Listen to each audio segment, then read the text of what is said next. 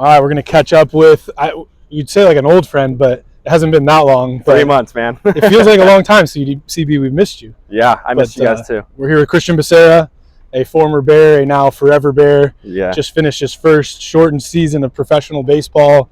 After the draft, we tried to catch up with everyone, but luckily we got you back now, so we get to do it in person. So it'll be a good catch up, how did the first season of Pro Ball go, just everything and anything. But I want to start with how it started. So we didn't get to talk about like draft day. What was that like for you? We had talked before the draft while you were in the Cape, preparing for what might happen. Yeah. But just talk us through that day. You get, a phone call, and obviously you get the phone call and the information you worked your whole life for, and a 12th round draft pick that now gets a chance to be a professional baseball player. Just talk us through that experience. Yeah, man. I mean, like you said, it's a dream come true, and like we work for this our whole lives, and every single day when you're here, like that's honestly the goal. And it's just, the emotion you can't even explain, just because like I just said, like I've been working for this since I was a kid, and you finally get that call from whoever it is, and it's your emotions are just through the roof. And I want to thank the Twins honestly for believing in me, and I couldn't be more grateful. Yeah. Talk to us about that experience getting there. So you just finished a college baseball season, you just finished a spring semester of classes, you're in a new place. Luckily you end up with Stace, a guy that you're familiar with you, but just talk about the transition of now being in a new organization, a professional as opposed to collegiate organization. What was the transition like for you when you got there? Yeah, I mean, I would kind of explain it like starting over kind of again, where it's like I felt almost like a freshman back here on campus where, you're meeting a bunch of guys, you're meeting the guys that have been there for so long, and it's just getting incorporated with, like the new trainers, the new staff, the new everything, and just that process was, I felt like a freshman again, So I guess you never really grow up in a way where there's someone always above you and someone always below you. So yeah, it was just getting accustomed to just their program. What would you say when you got there and started pitching, whether it's in games or as you started doing your work with the coaching staff there?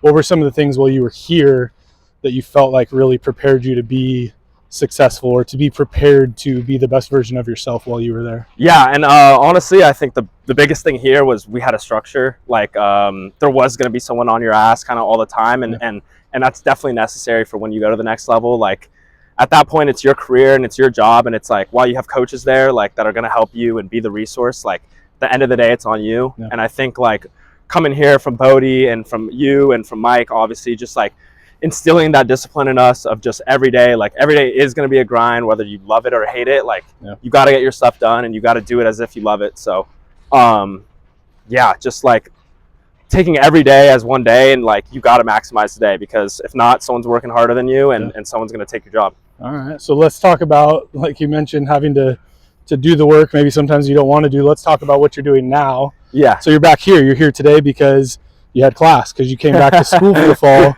Just talk us through, like, what is this fall looking like for you? What are you doing? What's the goal? What's the plan academically? Yeah, I mean, it was just the best of both worlds. Like, I could kill two birds with one stone. Obviously, I can finish my degree, and obviously, I can hopefully use the facilities. I think we get you in. Yeah, use the facilities to maximize my day, and there's nothing better than having a guy to throw with, having a coach to talk to, having mounds, having the weight room, like just on a day-to-day thing. Like I live right here. I go to school and I come here, so it's like.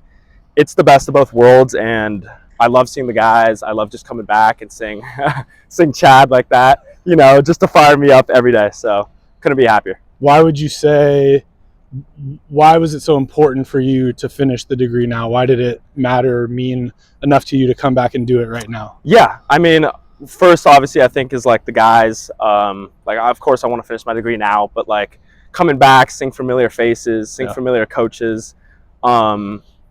If I'm being honest, like I feel like it would be a little bit miserable if I didn't know anyone here still. So just coming back, seeing the guys, seeing the coaches, and just like having kind of like just knowledge around the campus of who's going to be there and who's going to help me along the way too.